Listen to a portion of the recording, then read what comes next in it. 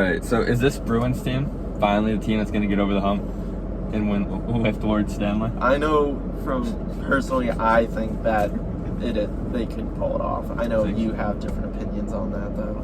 Yeah, honestly, I love the Bruins. Obviously, supporting them, hope they make that run. But the Avalanche, Knights, and especially the Tampa Bay Lightning, they're just better. Look at the Lightning. Look what they're doing to a good Carolina team. A Carolina team that you thought was going to beat them for some reason. I really did, to be honest with you. I'm not going to lie. The Hurricanes, I got hyped for the Hurricanes. Convinced that Carolina was the better team going into the series, and he is just being slapped in the face. Yeah, I forgot. I guess I just forgot how good Tampa Bay really is. Tampa is going to cruise to what I see. Final. Probably the finals. Hopefully they don't. That is factual, Hoop. Come on, man. Trying to stay out of the hockey debate, but that runs some bells to me. Yeah, Brandon is someone who very rarely looks on the bright side of things. Kind of like with the Bruins here. Bruins, this is probably one of the best rosters they've had in a while. Probably dating back to when they won the Cup. Obviously, there's a lot better teams like Tampa, which somehow just bends the rules to get under the cap by keeping players like Stamkos and Kucherov on their injured list so the cap doesn't affect them. And then they pull them out for the playoffs, which shouldn't be able to happen. And then Avalanche are just such a fast team. They're one of the most fun teams to watch. You have people like McKinnon, you have Rottman, you have Cal McCarr, who's just tearing it up for. I think he's played. Oh, how many playoff games has he played?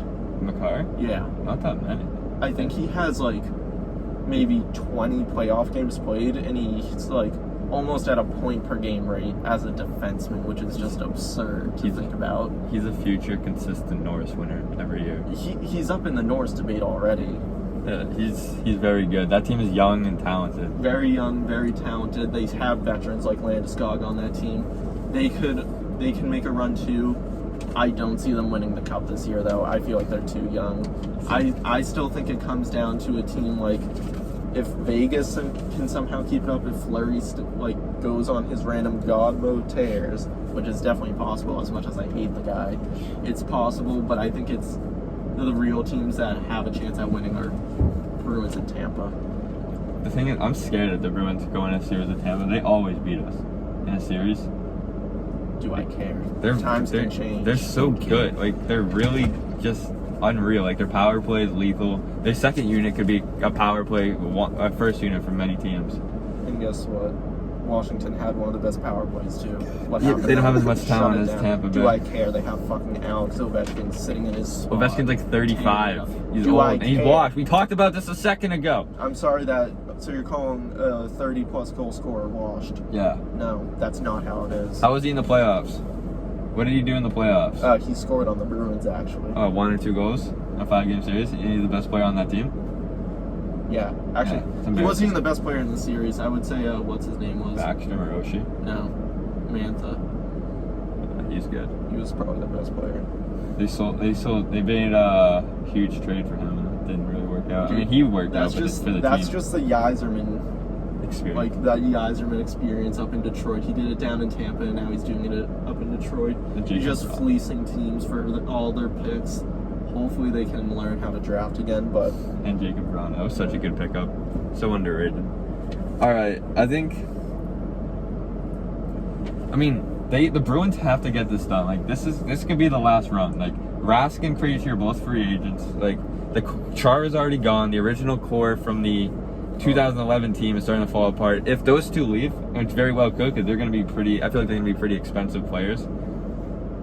All that's left from our 2011 team is Marshy Bergeron. That's sad. The core is fading away. Rask is going to stay. He's already said that. He doesn't want to play anywhere else other than Boston. He almost got traded. He said if he got traded, he was retiring. I don't see him leaving. Well, yeah, I see him signing a low-level contract. You think he's going to sign the low-level contract? If he stays, it would be low. For his price, I could see him signing at maybe around $5 million, maybe 2 years, because obviously I don't think he has that much left in the tank. He's getting up there in age. And then someone like Krejci, that's also a toss-up. Most likely he's gone. He could, if Toronto, the way I see it, Toronto's probably going to end up making some moves, and I wouldn't be surprised if he signed with Toronto.